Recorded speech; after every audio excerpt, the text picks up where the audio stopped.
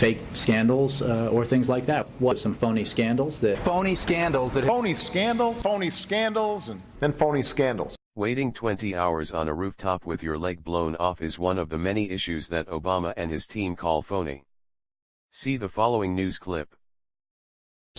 And we are also learning brand new details about the night of the Benghazi terror attack and one of the most severely wounded survivors who risked his life to help save his colleagues and then spent hours and hours waiting for medical help. His story is a whole new chapter in the Benghazi story, and you're going to hear it here live today. Welcome to a brand new hour of America's Newsroom, everybody. I'm Martha McCallum. And I'm Kelly Wright, in for Bill Hemmer. Diplomatic security agent David Ubben says he ran into the burning consulate to help recover the body of Foreign Service Officer Sean Smith.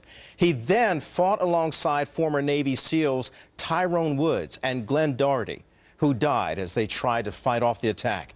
Chief Intelligence Correspondent Catherine Herridge joins us live now in Washington with more details about this story. And Catherine, does this prove the attack was in fact premeditated? Well, Kelly, confidential sources tell Fox News that during the second wave of the attack, diplomatic security agent David Ubben was on the roof of the CIA annex along with former Navy SEALs Tyrone Woods and Glenn Doherty. In another sign, the attacks were premeditated. 3 mortar rounds rained down on the compound. The first fell short of the annex about 50 yards away, but the subsequent mortar rounds were direct hits. Both Woods and Doherty were killed, with the mortar shredding Ubben's right leg. Now at least 3 senior administration officials, then Defense Secretary Leon Panetta, former CIA Director David Petraeus, and the former head of the Africa Command, General Carter Ham, saying over the weekend that they knew it was terrorism within hours of the attack. And with hearings scheduled on Benghazi this fall, lawmakers hope that David Ubben will feel that he is well enough and able to publicly testify because he's one of the only survivors to witness both waves of the attack, the first at the consulate and then the second at the CIA compound, Kelly. You know, he went through such a difficult ordeal from his story, so what are we learning now about the actual evacuation?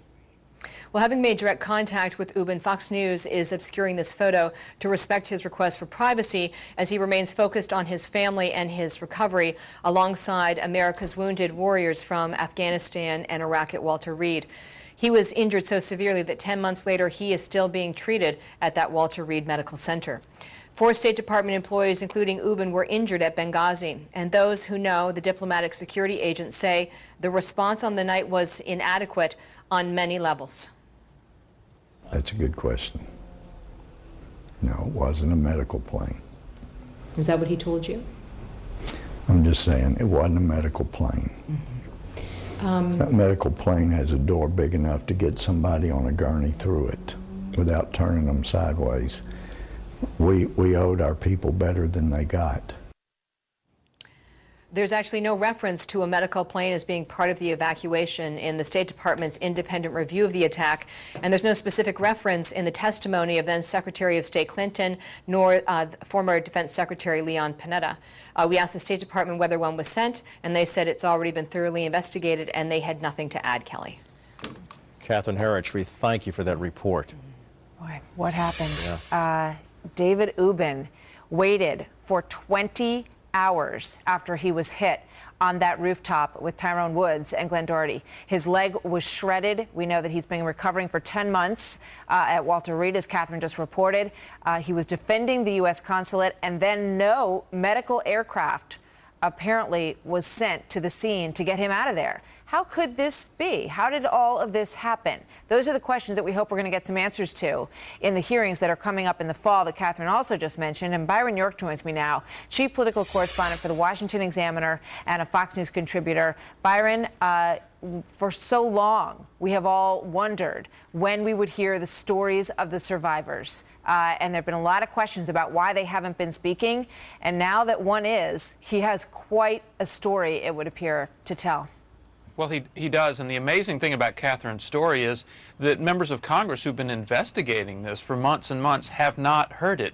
They have never heard from a survivor who was on the ground in Benghazi that night of September 11th, 2012, and they have tried and not been able to do it. Remember, in May there was a very dramatic testimony from Gregory Hicks, who was a top U.S. State Department official, but he was hundreds of miles away in Tripoli, and his story was pretty dramatic. Imagine what we'll hear from the people who are actually there. Now, recently, Frank Wolf, a congressman from Virginia, accused the State Department of actually making Benghazi survivors sign non-disclosure agreements, saying they wouldn't talk about this. Now, the State Department said that is not true. They have not done that. But the fact is, we haven't heard from any of these people. Republicans are hoping to hear from them in September. Yeah, and you wonder why. I mean, it makes no sense, really, that they wouldn't want to speak out about what happened that night. It was no doubt a traumatic night for all of them, and they have a story to tell, and it's hard to imagine why they would not be able to tell their story unless they had been encouraged not to. But as you say, the State Department says that that's not the case. You know, I think about the president, Byron, talking about the phony scandals out there, and then I think of David Ubben on the rooftop for 20 hours. Waiting to be rescued by somebody from his own country. How do you, as a president, not address that? Boy, this really does not help. You're right. The president, in all three of his speeches this week in Illinois and Missouri and Florida, said that Republicans were playing politics with, quote, phony scandals. Now, the survivors themselves, their families, and the families of those people who were killed, all four people who were killed there, are looking at this and saying, this is not a phony scandal. This is not a phony event. It really actually happened. And again, Republicans have had a very, very difficult time on this. Democrats have wanted to move on or stress some other areas of the story. I mean, Benghazi is a multifaceted story. You have why weren't we prepared? Why haven't the perpetrators been caught yet? And then you have what did we do to help those people who were under attack for several hours, not just a few minutes, but for 7 or 8 hours on the night of September 11th. So that's the part the Republicans have had the most trouble finding out about, and that's the part they're going to keep pressing in September. And Byron, my mind goes back to the order to stand down and how none of this may have happened if that order to stand down had not been given, and we still don't know who gave that order. So that remains a really serious question here as well. Byron, thank you very much. We'll see you next time. And while we're on this topic, a brand new Fox News poll on the consulate attack is out.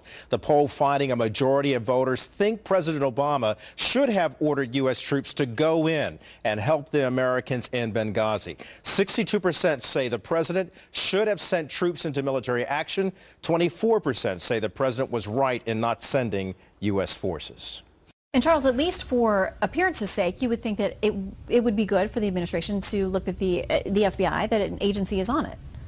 If you had a press that had any backbone, but in the absence of that, outside of Present Fox, company accepted, outside of Fox, there's nothing the administration has to worry about.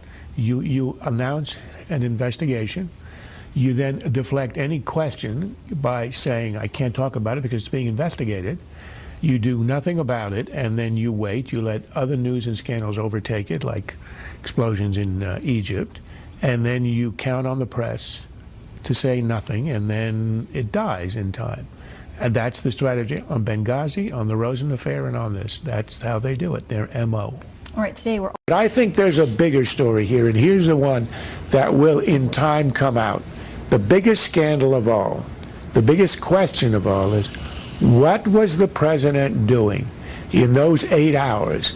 He had a routine meeting at 5 o'clock. He never during the 8 hours when our guys have their lives in danger, he never calls Secretary of Defense, he never calls the chairman of the Joint Chiefs, he never calls the CIA director. Who does he call? About 5 hours in, he calls the Secretary of State. And after the phone call, she releases a statement essentially about the video and how we denounce any intolerance. Wow. It looks as if the only phone call was to construct a cover story at a time when the 2 Americans who died were still alive and fighting for their lives.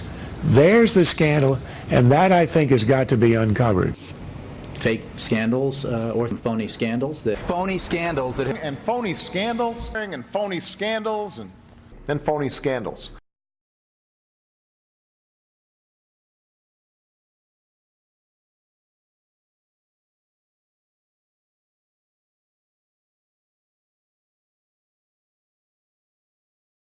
David Ubben waited for 20 hours after he was hit on that rooftop with Tyrone Woods and Glenn Doherty. His leg was shredded. We know that he's been recovering for 10 months. What difference at this point does it make